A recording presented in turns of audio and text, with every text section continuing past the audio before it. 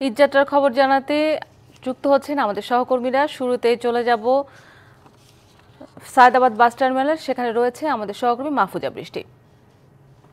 বৃষ্টি, সায়দাবাদ বাস টার্মিনালে ভিড় কেমন দেখছেন এবং যাত্রীদের কোনো অভিযোগ রয়েছে কিনা? সায়দাবাদ যে বাস টার্মিনালটা আছে এখানে কিন্তু বরাবরই এক ধরনের ভিড় থাকে। যাত্রীদের চাপ আমরা দেখি সাধারণ যে দিনগুলোতে, সেগুলোতে কিন্তু যাত্রীদের অনেক চাপ থাকে।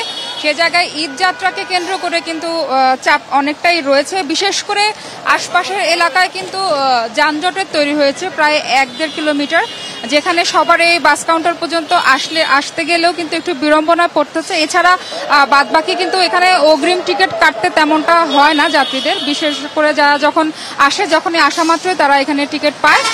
সেই জায়গা থেকে একটা স্বস্তির বিষয় প্রকাশ করছেন যাত্রীরা। তবে প্রতিবারের মতো যেমন একটা আশঙ্কা থাকতো যে টিকিট পাবে কিনা বা ঠিকমতো যেতে পারবে কিনা, বাস থাকবে কিনা, এবার কিন্তু পর্যাপ্ত পরিমাণ বাস আছে তারা বলছে।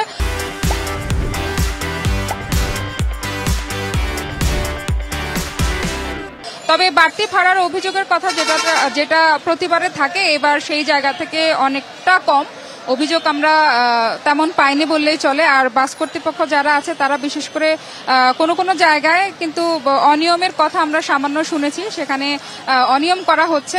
আমরা কথা বলতে গেলে বাস কর্তৃপক্ষ কিন্তু সেখানে এক প্রকার তালবাহানা করে কথা বলার ছলে বের হয়ে চলে যায়। এছাড়া কিন্তু ঈদের যে স্বস্তি যাতায়াতে, সেটা মানুষ ভাবছে যে হবে, তবে যেহেতু রমজান, শেষ রমজান, এবং আজকে গরম ও তাপমাত্রাটাও বেশি, যার কারণে হয়তোবা সেই স্বস্তিটা নাও পেতে পারে।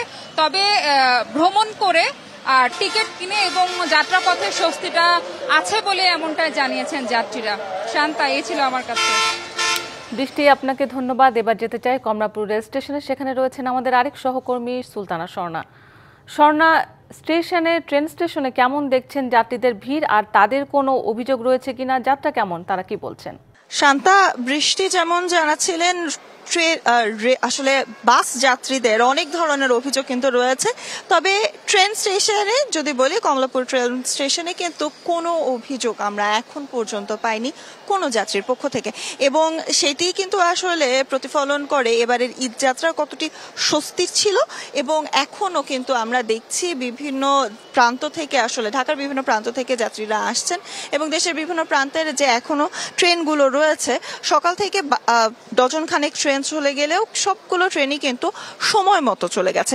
এবং গত কয়েক বছর ধরে আমরা যে শিডিউল বিপর্যয় লক্ষ্য করেছি, সেই শিডিউল বিপর্যয় এবার একেবারেই নেই। এবং কিছুক্ষণ আগে স্বরাষ্ট্র উপদেষ্টা এসেছিলেন কমলাপুর রেলওয়ে স্টেশনে, এবং তিনি যাত্রীদের সাথে কথা বলেছেন।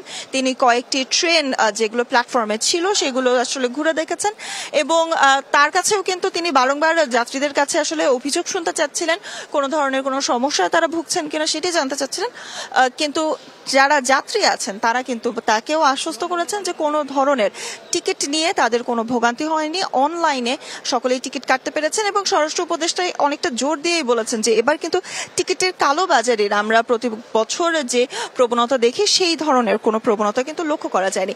এবং স্বরাষ্ট্র উপদেষ্টার কথায় কিন্তু আজ আরো একটি জিনিস আমরা পেয়েছি, যে ঈদ যাত্রা বাড়ি ফেরার সময় যেমন নির্বিঘ্ন ছিল, শিডিউল বিপর্যয় যেমন হয়নি, সরকারের পক্ষ থেকে এবং রেলওয়ে কর্তৃপক্ষ থেকে কিন্তু একই ধরনের ব্যবস্থা রাখা হচ্ছে। যারা গ্রাম থেকে আসলে ঈদ উদযাপনের পর যারা ফিরবেন, তাদের জন্য একই ধরনের ব্যবস্থা রাখার, এরকম এর ধরনের কিন্তু ব্যবস্থা রাখার একটি চেষ্টা করা হচ্ছে। তবে স্বরাষ্ট্র উপদেষ্টা যখন কথা বলছিলেন, তিনি আরো একটি জিনিস বলেছেন, জনদুর্ভোগ এবং নিরাপত্তা শুধুমাত্র রেলওয়ে স্টেশন কিংবা যাত্রা পথে না, যারা নগরে থাকবেন, ঢাকায় যারা থাকবেন, তাদের জন্য কিন্তু নিরাপত্তা ব্যবস্থা বাড়ানো হয়েছে। তিনি এমনটি আমাদেরকে রেলওয়ে স্টেশনে এসে জানিয়েছেন। তার পাশাপাশি ঈদ জামাত নিয়েও তিনি বলেছেন যে সর্বোচ্চ নিরাপত্তা ব্যবস্থা কিন্তু নেওয়া হয়েছে, কোনো ধরনের অপ্রীতিকর অবস্থা যেন না হয় সে নিয়ে।